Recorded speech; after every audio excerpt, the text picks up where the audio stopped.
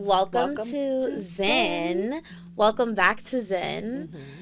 We're Zen Sistars podcast. Yes. I'm Briauna. And I'm Ashley. And our topic is what happens in the yoga room? Like, what goes down in the yoga room? Let's talk about it. So we'll kind of share this from two different perspectives, because Briauna actually teaches at a hot yoga studio. I practice at a hot yoga studio, so we get to share the perspective of like the teacher and the student, and what happens from her perspective and what happens from mine, and then we're just both going to be working off of each other's energy. Just a little background. I teach hot yoga in Beverly Hills, and then before I got to Beverly Hills, I was teaching at the local gym in Phoenix, Mesa, Arizona, and teaching to all ages, all demographics, and then throughout my experience as an instructor, which I can't believe it's only really been 2 years of teaching, I've learned so much, and we'll probably have to have this episode again at some point. But just in the last 2 years, I've learned so much as a teacher. And Ashley, she travels the world, and she has practiced as a student in all over the world, throughout the country. All over the world, all over the country. So I've had an opportunity to really give a perspective, not just from a certain a certain area in California or in Phoenix, but I've literally, everywhere I go, and I've been to over 50 countries, everywhere I go, I find a hot yoga studio to practice in. And so I got an opportunity just experience different teachers and their teaching technique and students, and the entire experience of what it is to be in a hot yoga studio throughout the world. So it's you want to start? You've seen a lot. I've seen a lot. Yeah. Like, what happens in the yoga room? Because there's just so many unspoken things about when you walk, from the minute you walk into a yoga studio to the minute when you're checking in at the front desk and then you're going into your class. Rushing. Normally I'm rushing, and I know that it's not good to rush to go to a yoga studio, but sometimes that's like I need that. It's like, again, I have that A personality, that super addictive personality, and yoga, I'm like usually just trying to get to class. And I heard recently that you shouldn't be rushing to get to class. It's like the opposite of what you should be doing of as the a yoga, yogi. which is slowing down. Yeah. And just like a background to those of you've never done yoga before, you've never been in a yoga studio before, there is this like unspoken rule, which was a spoken rule about being on time. Like, the yoga practice definitely builds on discipline, right? Which I think is really important. I mean, it's helped me because I've been very undisciplined throughout my life, and yoga instilled discipline in me, because the practice, especially the original Bikram practice, is to show up on time. They're locking the door. Literally, you would go to a Bikram class and the door would be locked. And you're like, what? I'm only 1 minute late. And they lock the door and you're mad and upset. But then you realize, wait, I need to show up. Or taking your shoes off before you get into the room. There's all these unspoken rules of being a student. And so let's kind of hit on that. From the minute you get into a studio, you book your class. Yeah, I really want to double back at Bikram too. Like, what are your thoughts on that whole Bikram? Well, to answer your question, as far as the Bikram practice, so much behind that, right? The name Bikram, very controversial name, and I don't want to hit too much on what I don't really know. I saw the documentary on Netflix, and obviously, when I was introduced to Bikram, I was a kid. So I was just I loved it. For me, I needed it. I needed the discipline of the practice. I needed the door to be locked and me not be able to take class or have to wait an hour to take class. Or it's a 90-minute class, actually. And so, the original hot practice, 90 minutes. And in 90 minutes, you get a lot done. You're really fleshing out your body. You're really detoxing. You're doing 26 postures 2 times. So you're really getting deep into the practice. And it actually exposes a lot about yourself doing the postures twice. In my head, sometimes when I'm doing the practice, I'm like, damn, I got to do this again?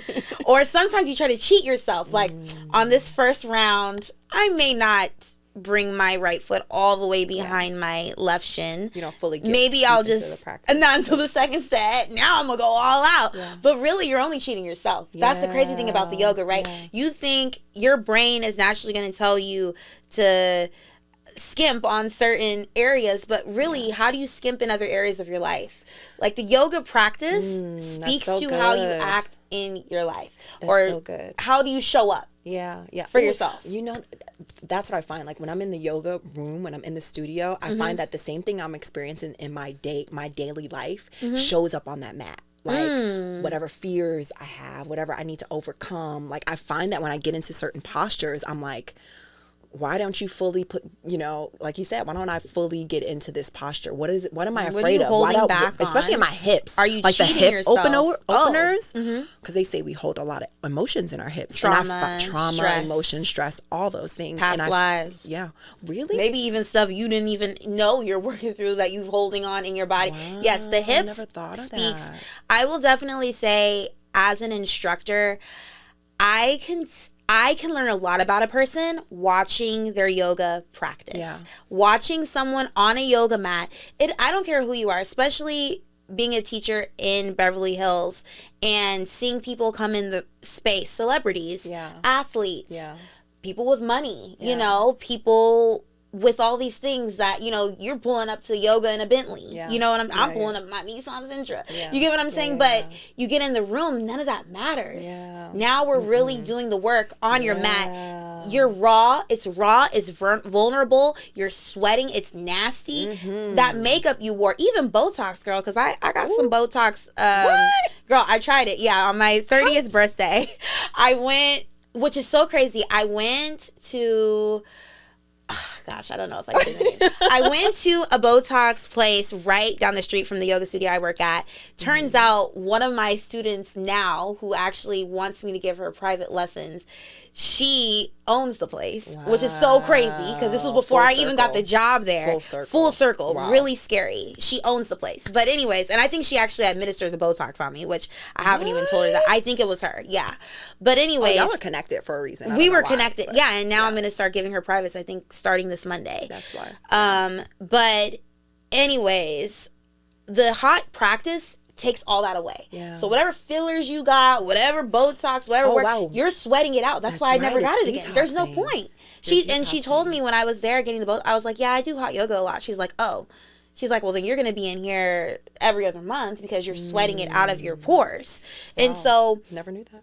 Showing up to yoga, you know, in a wig, with your makeup done, which we've both been there. I don't know about you, but I've been there. Oh my gosh, I look like straight Cleo from Set It Off when I take that wig off and go in that yoga studio, and I give no F's. Like, I show up as I am, because before I used to care so much about having the Lululemon on and making sure that I look, you know, I'm trying to, and I was like, that's not what this is about. Like, again, that's the episode right there, the yoga look. Yeah, but like we talk about like dealing with whatever that perfectionism that I am working through in life. I was trying to show up. I was finding it coming up in my yoga practice or me coming into a studio. It's like, it's not about that. Yes, if you want to look good, it's because you want to look good. Do it for yourself.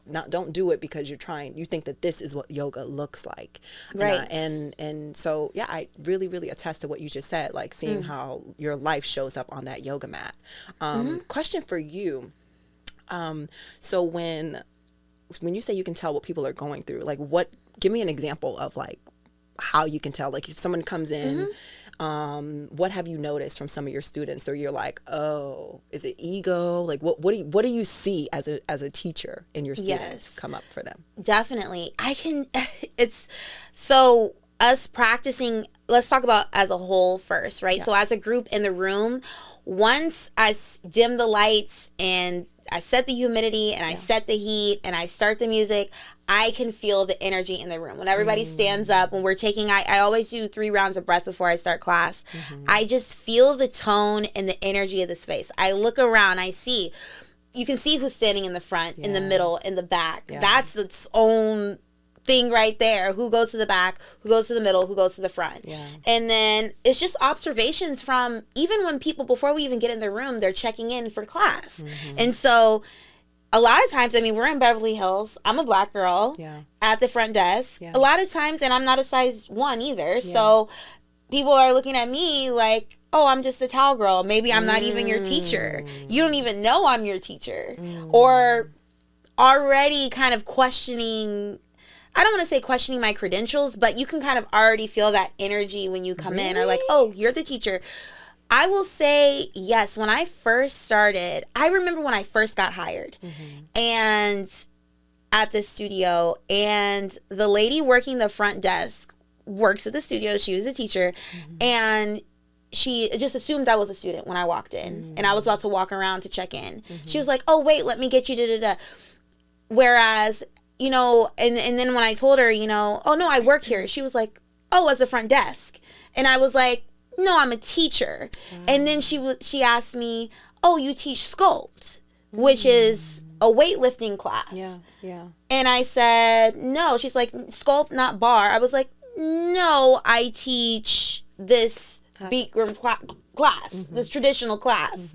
And she just couldn't believe it. She looked up my file and everything, girl. Yes, she looked me up in the system to see. And as a matter of fact, and it did say right there, it said, and then she was like, oh, well, they need to update you in the system and this, that, the third. But to this day, I question, you know, if I had a different look, would you have gone so far to have to figure out who I was? Yeah.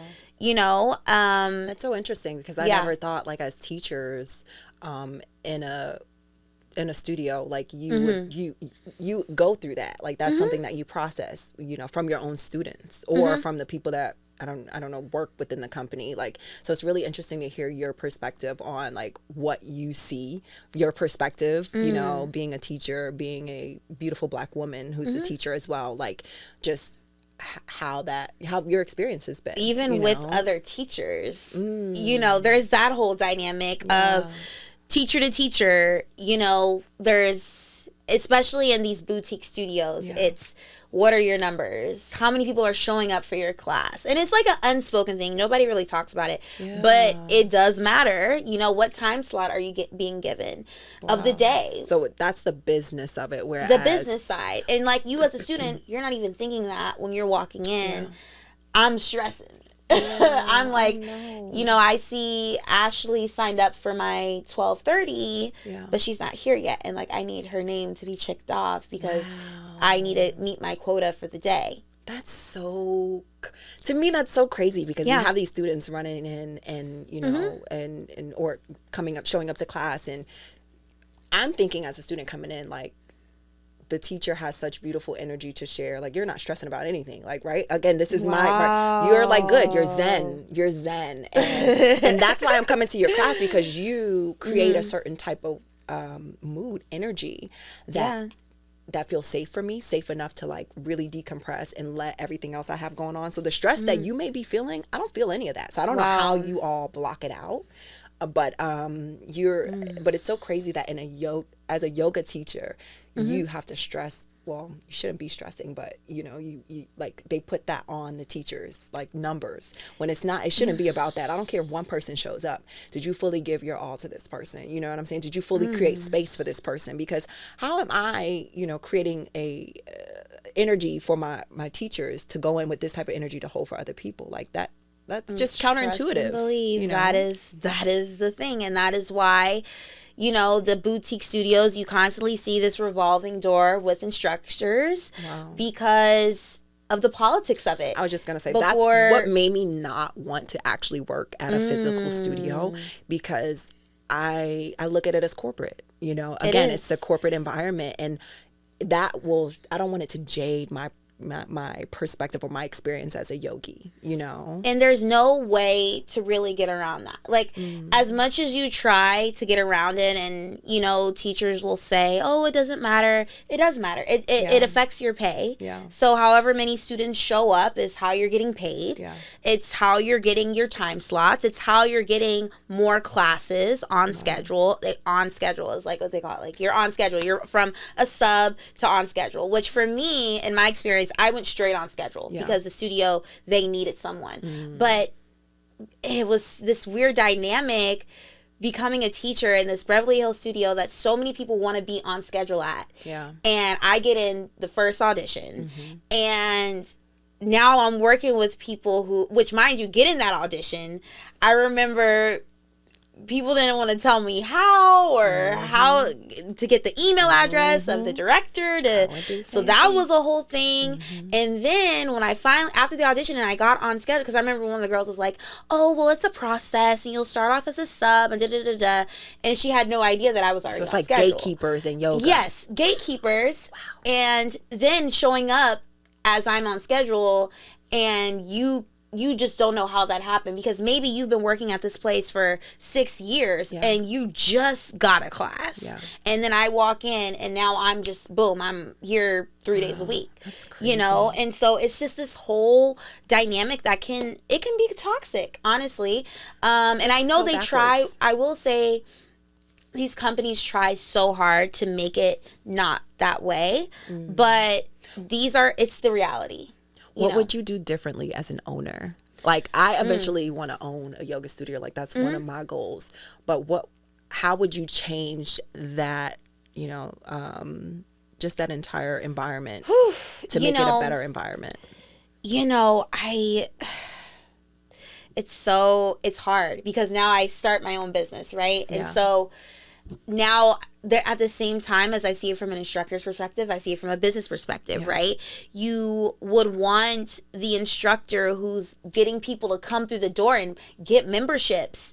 That's the teacher you want to have on schedule, right? If you see someone and they can see all of that, like to the point where I remember when they told me that my class had the most people who became from new student to member. So new people in particular were drawn to my class. And I think I've even seen that in my business. People, first timers, which is kind of, sometimes I love that about my practice. And then sometimes I'm like, dang, how do I get the advanced people? Because I consider myself a little bit advanced, but I think I just need to work more in my journey and take more classes and learn more, get more training. I need more hours. I've only been doing this for 2 years, so it's like, give yourself grace. But I will say things that I could do differently. That's a tough one, because it's a business. It's like, do you want this to be a business where you're making millions, or are you okay with getting by? Are you okay with maybe it's only, maybe you're making $100,000 a year off of your company, and are you good with that? Because you're giving the people all opportunity and you're giving new instructors opportunity. And I will say, I don't want to just blame the boutique studio, right? Because sometimes there's a reason why people aren't showing up to your class. Like, as an instructor, you have to also take your ego out of it. There are ways for you to improve in the practice. And I will say, when I first started and I noticed my numbers weren't high, the assistant manager where I work at, she took my class like every week, and I had to sit there for free. I was not paid, and just to get feedback, just to sit with her after I taught, and just to get like, why am I not getting people in this room? And it's hard to sit there and have someone else tell you, like, these are the things, these are where you're messing up. It's not, you didn't say the posture right, you missed this, your cueing isn't right, your alignment cues aren't right, your heat wasn't right, your music was not right. And so if you want to make it in this business, you have to always be a student. You have to always be a student. I love that. And I think sometimes yoga instructors forget that. We don't know everything. We don't know everything. And as a student, when you come in the space, and especially working in Beverly Hills, a lot of times the students know way more than the teachers. You guys are investing. You've traveled the world. You've been to hot yoga studios all around the world. You've experienced different. You've done your trainings. You probably have more certifications than the teacher. So that's the other thing, is getting feedback from the students as well. The students are going to tell you, hey, this wasn't right, or this, you didn't cue that right. You didn't, and so it's all in all, we're still a student as a teacher. And I know that sounds so corny. No, it's true. But I think we're forever students. Like, we're students of this universe. And like, I like the fact that you mentioned that, like, really just taking your ego out of it. We talk about ego in yoga, and I think that's what yoga helps with, is like really releasing the ego and letting that go. Let's talk about it. Yoga etiquette. Like, when you get in the room, you set up your mat. When you walk in the room, if I'm not running late, which I got to work on. That's, I'm working on the discipline in that, but life happens. And so like walking in a room, setting up your mat, trying to be, if it's a crowded room, just being, mindful of the person in front of me or behind me, or if there's enough space, I don't walk in. Yeah. And sometimes that happens where I'll get in early, I'll set up my mat, and at the last minute somebody runs in and stands right in front of me. And it's so it's like at that point I'm like, here's the work. It starts now before you even started practicing, like these little things that bother you. And so then I find myself like going within, like as I'm going through the postures, as I'm going through the sequences, I'm no longer worried about anybody else around me. It starts to become this, just really internal journey that I go within. And, some studios, I like the fact that they don't have mirrors in the room, like, because sometimes we talk about the ego. You see yourself, you're trying to be perfect, and you're trying to, or you can see someone else and you're thrown off by that, or just getting out of my own ego of having to show up and perform. I think that's a big thing in the yoga room, is you start to see people perform, and sometimes you want to perform. If you're in the mood, right? Like we were talking earlier. There's a front row, middle row, back row of a yoga studio.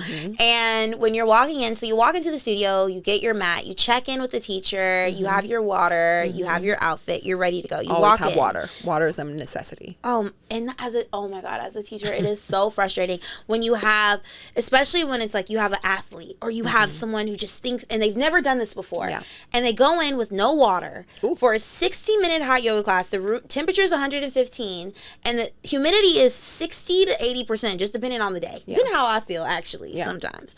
And because you be having that room real hot. I have adjusted and stuff, but still, the room is hot. And you're coming in with no water. Like, as an instructor, it just drives me crazy. And when I try to tell students when they come in, like, you need water, and they're like, no. It's like a liability. Like, I've had somebody dehydrated twice as an instructor. Ambulance have had to be called. Wow. So in 2 years. So I would say once a year something happens. Wow. And so one of those times it was a student who was dehydrated. And one way to know someone's dehydrated is your body will actually lock up. So I saw them, it was the end of class, and their hands were like fused together like a crab. And at first I thought maybe they had a disability or something. I didn't know. I didn't want to say anything. And they were kind of rattling on in their mouth, but I couldn't understand the words they were saying. And we were in Shavasana, which is meditation. And his friend looked at me, and he got up and looked at me, and I was like, okay, let me go check on this. And then I was like, oh no, his whole body was like locked up. Girl, he had done the yoga class with he brought water and didn't take one sip. First time ever. Front row. Oh, wow. He's brave. Yeah. So I literally had to walk out the room. I told front desk, call the police right now. Wow. Ambulance rushes in. He was dehydrated. Wow. Completely dehydrated. So, let's stress that. In any exercise, drink water, hydrate, coconut water, Gatorade, whatever it is that you drink. Coconut water is best, and especially if it's directly from a coconut. It's even better. Not bottled, but when you're in the U.S., you got to do what you got to do, right? But yeah, staying hydrated is so important when you're in these spaces, because you do not want to dehydrate. Your body is detoxing, and so it's getting rid of a lot. Yeah, it's flushing a lot of liquids out of your body. So putting those liquids back into your body, replenishing your body is super, super important. So again, takeaway, if you take anything away from this, in addition to everything you're learning about, what happens in a yoga studio, hydrate people. Hydrate. And it's very interesting, students who choose, I find it very interesting. It's your first time ever and you're going to the front.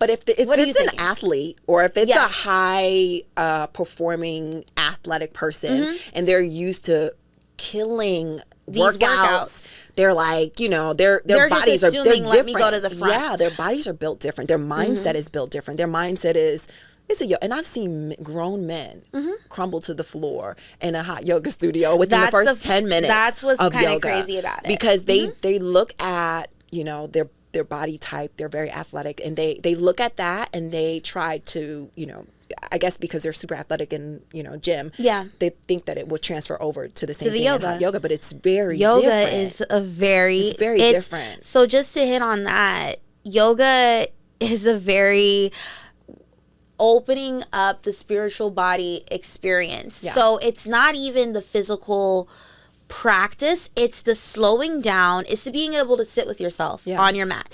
And when I say sit with yourself, I'm saying we're sitting in a position and we're holding for 2 to 5 minutes each.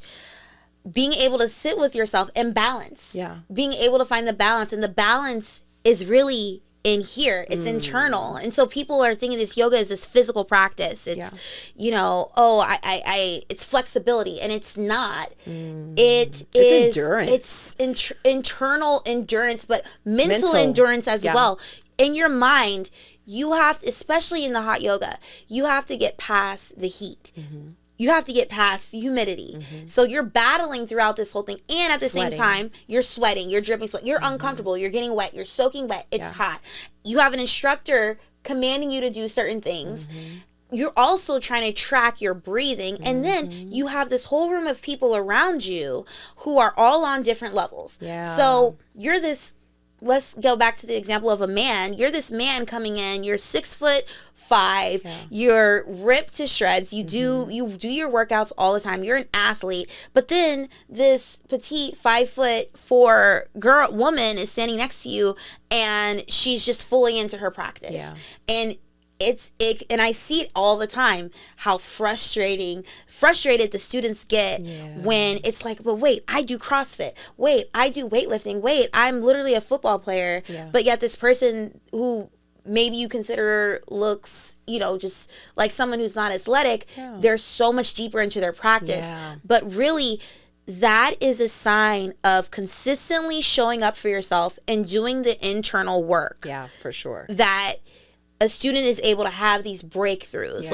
And I will say, as an instructor, I have literally seen students go from their first class, and I've seen them show up for themselves for a year and see their transformation literally happen in front of me. And it's an amazing, humbling thing to watch. That has to feel like so rewarding that you've been a part of their journey of them coming in and breaking through, and then seeing them improve over time and just shift from that ego mindset to that, that sense of enlightenment. Like, I'm going to humble myself. I'm going to, train my mind and my body to be in connection with one another. Even like we talked about a lot, like how your lifestyle outside of yoga. Yoga is more than just the postures, the asanas, right?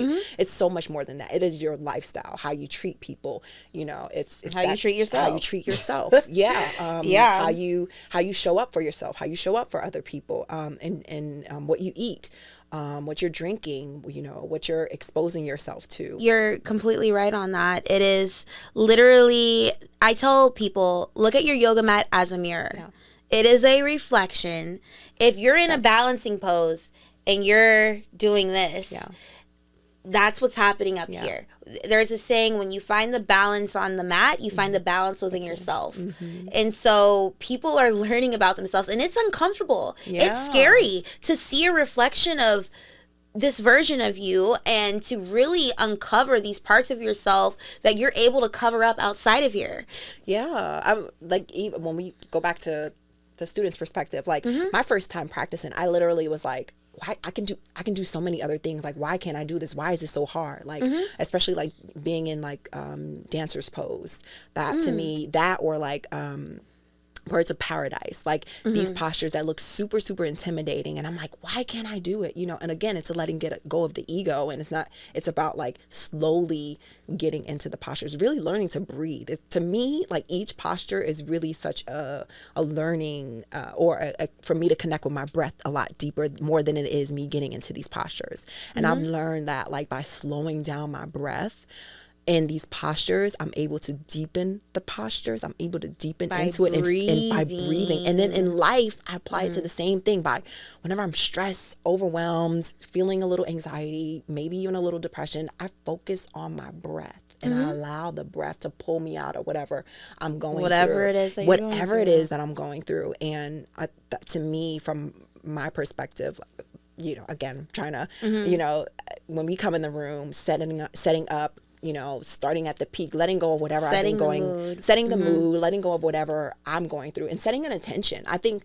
I find that when I go into a studio and I practice, if I set an intention for my practice that day, I feel so much better, or I accomplish, not accomplished, but maybe it is accomplished. Maybe it's, letting something go at work, or letting something go, a conversation I had with my mom or family. And it's like, okay, if I set this intention, or I'm going to walk out here feeling a lot happier than I did coming in. And I actually feel that. It's like it's intensified because I went in there. Or if I'm going through something in life, it's kind of like I find this mantra to kind of, in the beginning of my practice, to say to myself. And as I'm going through the practice, that mantra or these postures allow for me to work through internally what I'm going through up here. And so it's like, you are working through it. I'm like, it gets deep. So if I'm relationship, I'm going through something, and I'm, like you said, like, I ask, let's talk about what do I need to, how do I need to break this, or how do I need to get out of this relationship? I've done that before, where I'm like, this isn't a healthy relationship. I'm really in love with this person, but I know that this isn't healthy for me. Or an old friendship that I had, it's like, this is no longer working, and I don't know what to do about this. And how do I work through this? And so I'll bring it to my mat, like whatever I'm going through, I'll bring it to my mat and ask for me to come out on the other side of it, for me to heal whatever it is that I need to heal. And I find that the yoga like speeds up the process of whatever I'm trying to manifest. It's so powerful. The asana practice, the postures are literally designed in a set sequence, because you and I both are set sequence addicts, right? We love it. But it's because the posture sequence has literally been designed to bring your body to a state of, to bring your mental to a state of being in the present.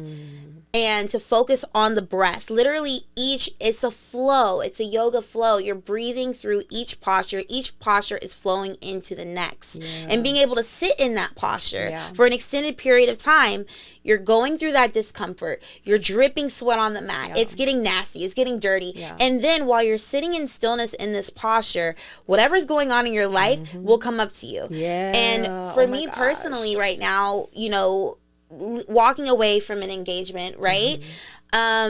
It's been a very trying experience, and it comes up for me in my yoga practice, and it's so annoying because I don't want it to come up for me.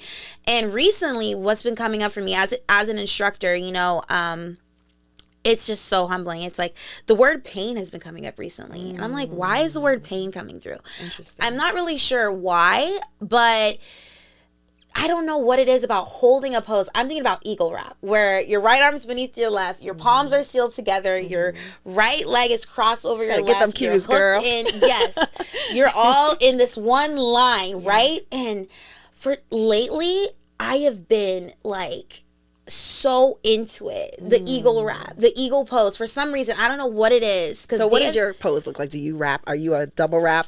Or like I wrap, I'm twisted up. Like I'm twisted up.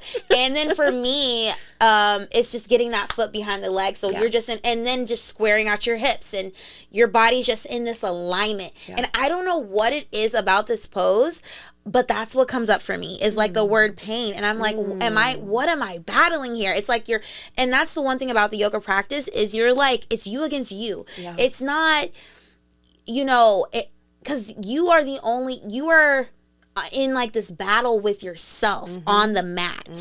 And you're having these breakthroughs, and you're like, it doesn't matter what else is going on around the room. It doesn't matter if the person next to you, Joey, is over here all wrapped up. Where are you at? And so, and I think that's what frustrates and humbles people and gets them angry and turned up. And I see it as an instructor is, it just brings up so much for you, and then it's working in that. And then when you're really sitting in it, sometimes for me, that's when the tears come, or that's where the crying flows. Don't get me started. Because it's like, I think for me, I think walking away from my last relationship was so hard, but it almost felt like it was something that I needed to do in my spiritual journey to get to the next level. It almost felt like a test, because it was like I just could not pass this level.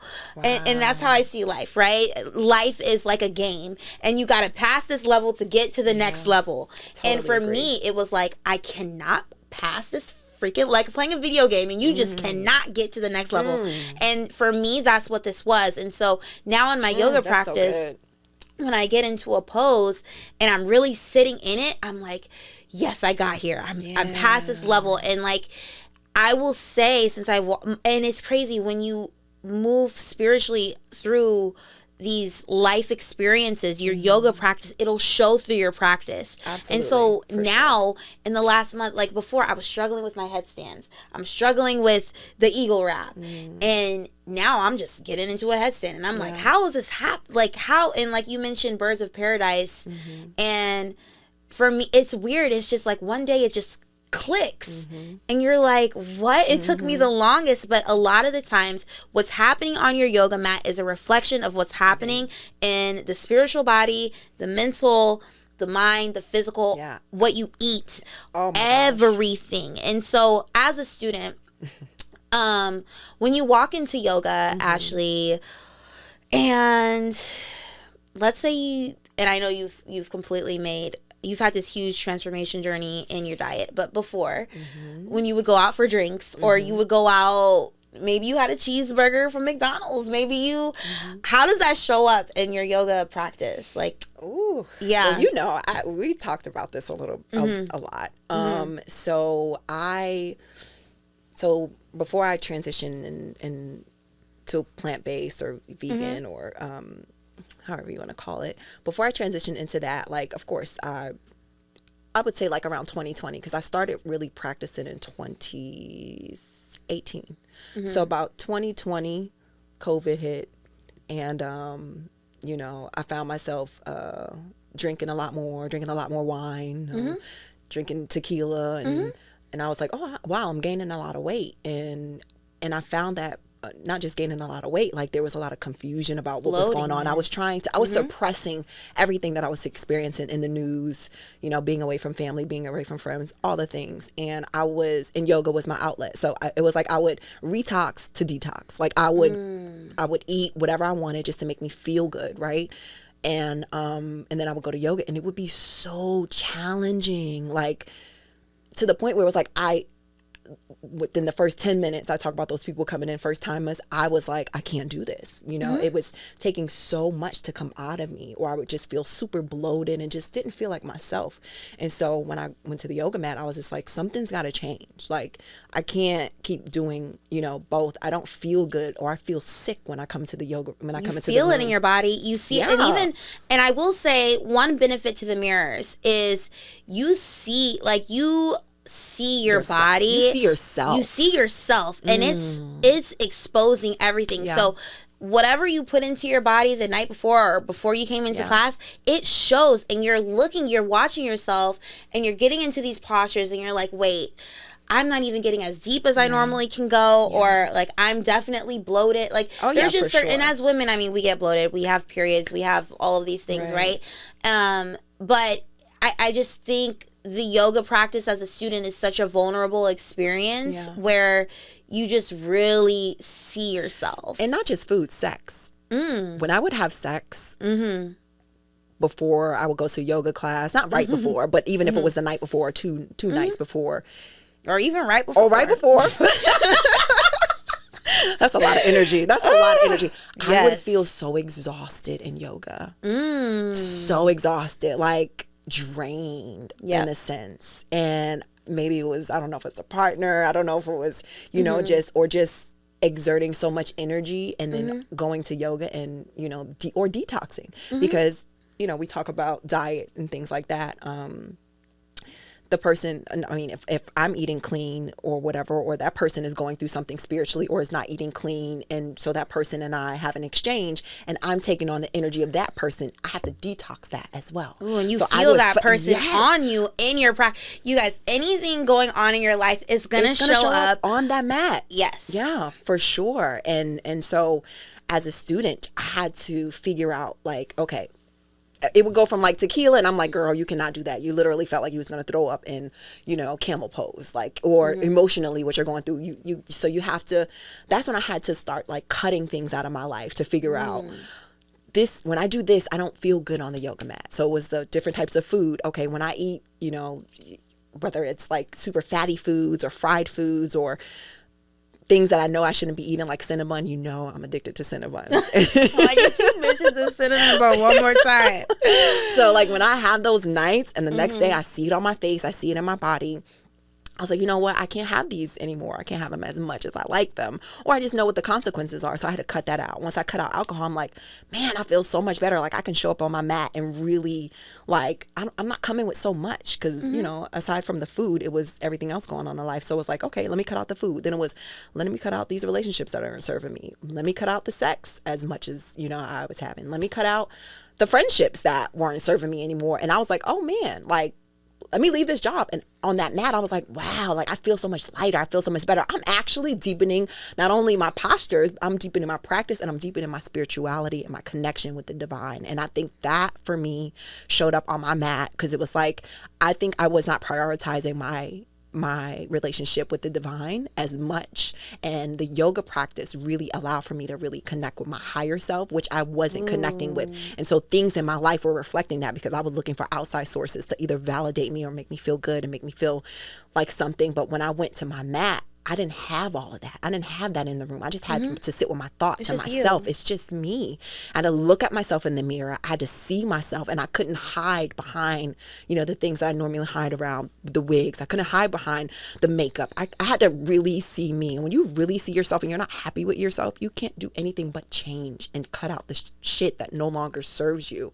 And so I just feel like that has been like one of the blessings of yoga, because it was like, man, I was carrying so much baggage. Like, you know, flight attendant, talk about baggage. I was carrying the bags that I was carrying in that job in my life. Wow. And my brother used to always be like, you know, bag lady. Like every time he see me, he would say that. And I was like, damn, like I'm carrying baggage. You're carrying it in you. Physically, spiritually, emotionally, mentally. And I kind of let this shit go. And yoga, it forced me to let this shit go, because I couldn't. It's like, look, you know what happens when you let it go. Like, you're happier. You're more at peace with yourself. You're developing more peaceful relationships in this room. You and I, look at what we're able to do because I had to let go of some relationships that didn't serve me anymore. And thank you for that experience. But sometimes, you know, what shows up on your yoga mat, and you say, okay, it's not working anymore. Let me be at peace with this, and let me allow what's ready to come in at this, you know, stage in my life. And I'm just super grateful for the practice, because I've been able to. You talked about the first episode, who am I? I got to figure out who I am on that yoga mat. And that is like super powerful for me. And again, it's been a lifesaver. And my mission is to share it with the world in some way, some form possible. And so, it's been a journey. Stay tuned. We love you guys. We appreciate you tuning in. And we're out. Bye. Bye.